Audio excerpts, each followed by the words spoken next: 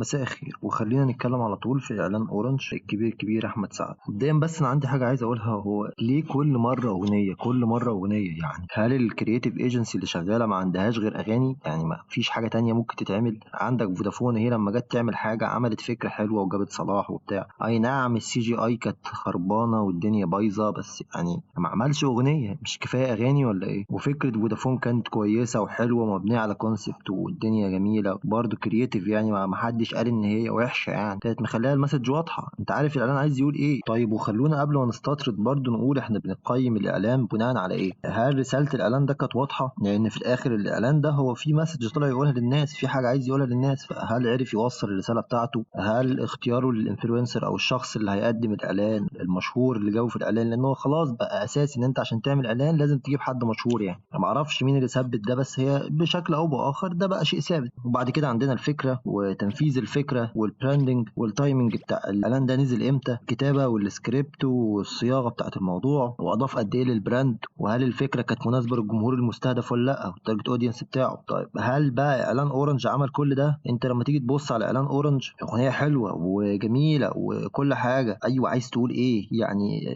اورنج كبيره يعني، اللي تكتشف في الاخر ان هو كارت اسمه الكبير. يعني طب انت فين كل ده؟ انا كل ده ما اعرفش انت بتقول ايه، كل ده مش فاهم انت عايز تقول لي ايه. اختيار احمد سعد ما كانش سيء، واختيار ان هو يطلع بالرقصات الحزلقوميه دي فكره عظيمه وفكره جميله، بس لما تيجي تبص يعني بص مثلا على الفريم ده وعلى الفريم ده، طب هي الناس دي قاعده عامله كده ليه؟ يعني هل الناس دي مثلا ما في حد بيلعب شطرنج وعامل دماغه كده؟ يعني ما بتحصلش. لما بتيجي تلعب شطرنج تبص على الطاوله كلها، ولا ما اعرفش بيسموها ايه. فانت في ايه يا جماعه؟ ليه باين ان احنا بنمثل قوي؟ يعني ليه تمثيل؟ احنا ممثلين جدا، ليه في ايه؟ غير كده المونتاج نفسه بتاع الاعلان عظيم جدا، انا عاجبني جدا المونتاج واللعب اللي اتعملت والتصوير. اي نعم البراندنج بتاع اورنج كان فورسد وكان محطوط بشكل مناسب، ما كانش بيرخم عليا يعني، وضاع منه برده في فريمز، يعني جه في فريم زي الفريم بتاع الجنينه، فيش فين اورنج في مشاهد كده تحس ان احمد سعد يا جدع ايه ده انت ممثل جدا، يعني ما تشدش قوي كده يا فنان. وبرضه يعني ممكن يكون هو كان مطلوب منه ان هو يأفور بالشكل ده. فاعلان اورنج لما تيجي تبص على هل وصل الرساله اللي عايز يقولها،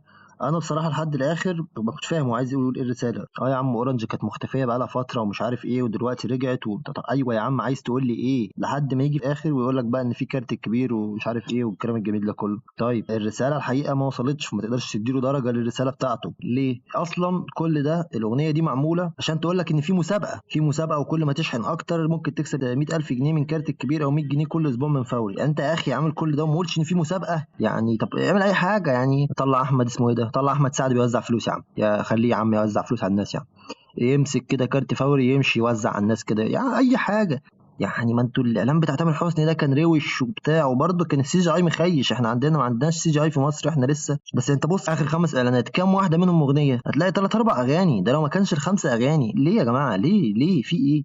طب الاعلان الديستريبيوشن بتاعه او التشانلز اللي استخدمها، لا بصراحه هو كان موجود ديجيتال وكان موجود على التلفزيون وكان موجود على البيلبوردات. اي نعم في البيلبوردات كانت غريبه شويه، كان موجود وكان متوزع بحيث ان هو يوصل للجمهور بتاعه. طيب هل ده اضاف للبراندنج بتاعه؟ الحقيقه حته البراندنج في الاعلان بتاع اورنج كبراندنج وكايدنتي لاورنج ياخدوا نص درجه عليها، اما على ليفل الاكسكيوشن وتنفيذ الفكره فتنفيذ الفكره كان عظيم جدا. معرفش هل ده كان احسن تنفيذ، انا عن نفسي مش مقتنع. هتفضل مربوط بفكره ان انت اغنيه، يعني احنا جايبين جنجلايه بقى وبتاع واحمد سعد ومش عارف ايه، فاعتقد ان هو التنفيذ ما كانش يقدر يوصل له احسن من كده. ما عندك فودافون هي، يعني انت بص على فودافون مثلا، فودافون طبعا الكامبين بتاعت محمد صلاح والحزق بتاعها يعني والتكتيكال كوبيز، يعني بلاش حزق اللي قبليها، لو توقعك هيخسرك توقعك مع فودافون هيكسبك. طب ما دي كانت كامبين حلوه ولا كانت جنجلايه حلوه؟ كانت جميله وكانت الدنيا لذيذه وبتضحك وبتاع.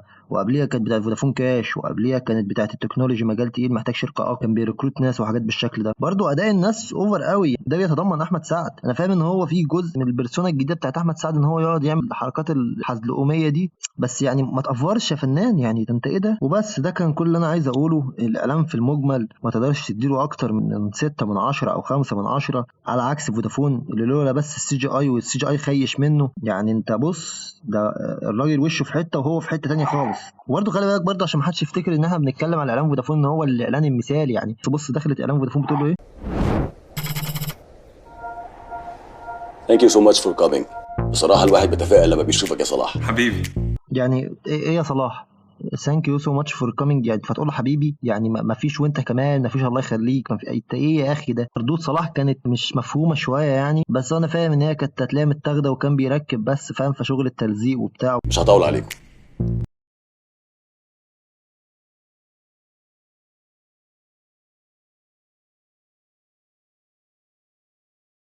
يعني هو المشكله ان انت صلاح جاي تفتكر دلوقتي يلا نعمل اعلان جامد؟ امال هم كانوا جايبينك ليه يا حبيبي؟ ما يا بابا يا بابا.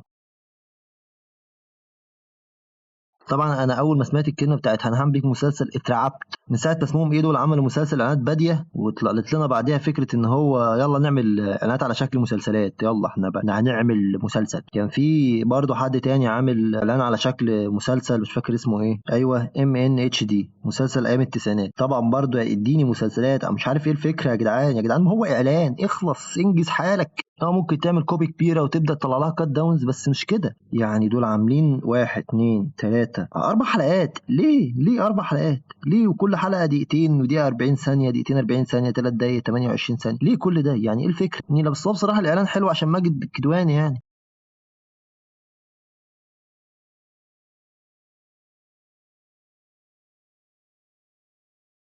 فعلا الردود بتاعت محمد صلاح متاخده يعني، هو تحس ان هو ايه، انا هسجل لكم يا جدعان كده شويه حاجات فاهم، وانتوا خدوها ركبوها بقى، شوفوا هتركبوهم ازاي. فمسك المايك كده ولا التليفون، واهلا يا استاذ حبيبي، خدوها انتوا بقى شوفوا هتحطوها فين بقى.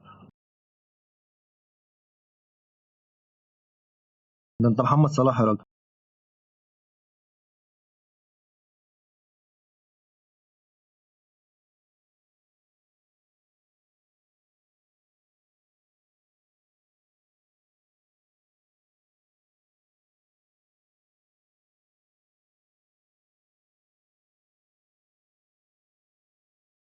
بس مع ذلك برضو الاعلان بتاع فودافون فيه فكره ومتعوب فيه وكل ده عشان يوصل المسج، والمسج بالفعل وصلت. انت خلاص يعني فاهم، على منتصف الاعلان فهمت هو جاي يقول لك ايه، على عكس اعلان اورنج. ايه يا ماما، ايه يا احمد السعد، يعني ايه يا جماعه؟